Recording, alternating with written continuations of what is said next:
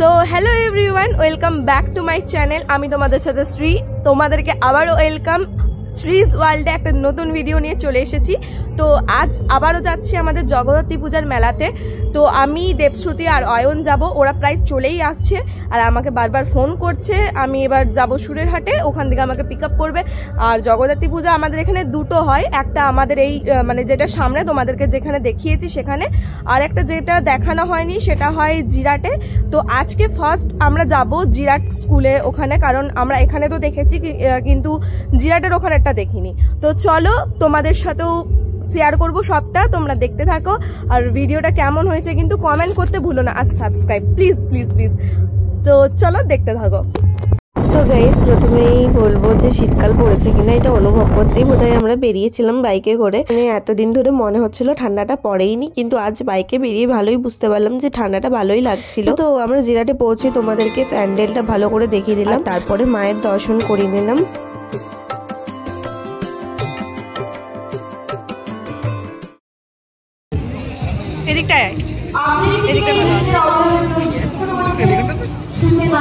তো আমাদের দেখো, ওর ড্রেসটা যে কালারের, আমার প্যান্টটা সেই কালারের। কি বলছি?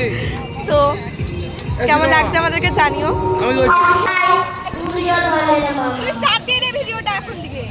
হ্যাঁ, হয়ে আছে, স্টার্ট হয়ে আছে। তো আমরা প্রথমে ওখানে গিয়ে কিছু ছবি তুলছিলাম আর কিছু ভিডিও করছিলাম। তো আমাদের সাথে সাথে যারা গেছিল তারা ক্যামেরার পিছনে ঠিক কি কি করছিল সেটা তোমাদেরকে কিছুটা করে দেখানোর চেষ্টা করলাম। মানে আমি এই ভিডিও ক্লিপটা নিয়েছি সেটা ওরাও জানে না, তো এটা অ্যাড করে দিলাম যে ওরা এরকম ভাবে বদমাইশি করছিল। আর তারপর আমরা চলে এলাম ওখান থেকে সুরেরহাটে। আর এখানে এসে আমরা মানে এতটা পরিমাণে ভোগ কর যে আমাদের মানে পেট পুজো না করলে চলে না, তাই আমরা ঠাকুরটা প্রথমে দর্শন করতেও ভুলে গেছি। তারপরে আমরা শুধু চলে গেছিলাম মাঠে ব্যাগের দোকানে। দেবশ্রুতি ব্যাগ দেখছিল বাট ওর পছন্দ হয়নি, তাই লাস্ট অব্দি আমরা ভেলপুরির দোকানে চলে গেলাম, because pet Puja is important guys.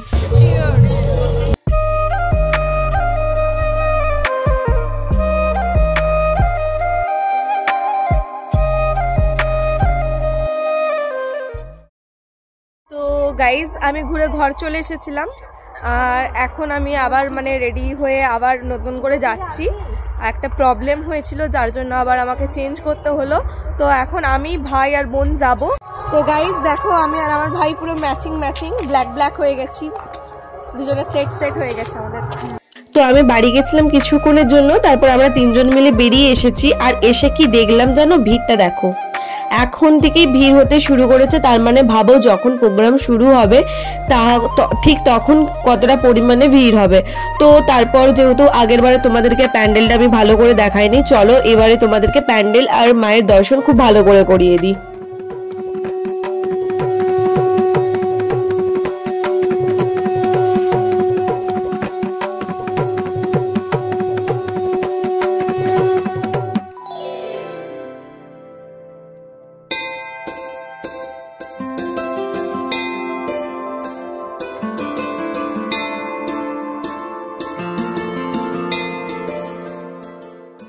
তো মায়ের দর্শন তো করলে, চলো এবারে মেলাটা ঘুরে আসা যাক আর একটু পেট পুজো করে নেওয়া যাক।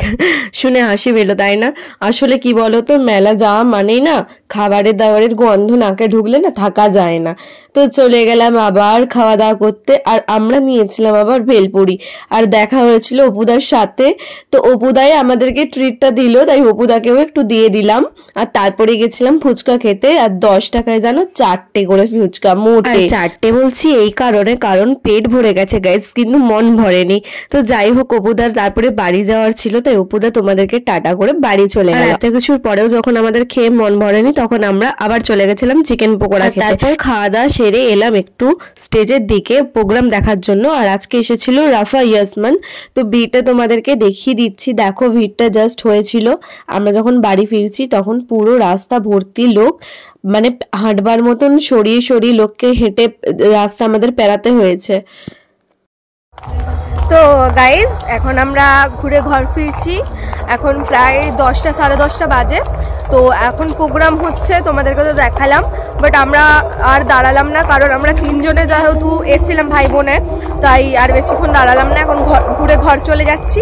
তো আজকের ভিডিওটা এই অবধি, কেমন লাগলো অবশ্যই কমেন্টে জানিও, লাইক করে দিও, সাবস্ক্রাইব করে দিও। চলো টাটা, দেখা হচ্ছে আবার নেক্সট ভিডিওতে।